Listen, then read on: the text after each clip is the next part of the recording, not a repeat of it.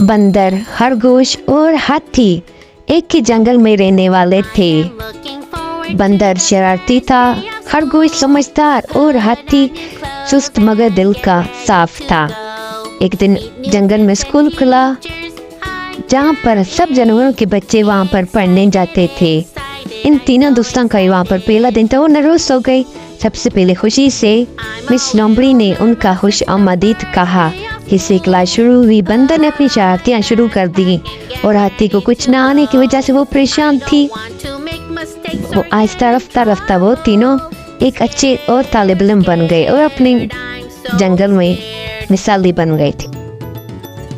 I'm a little nervous, it's the first day of school.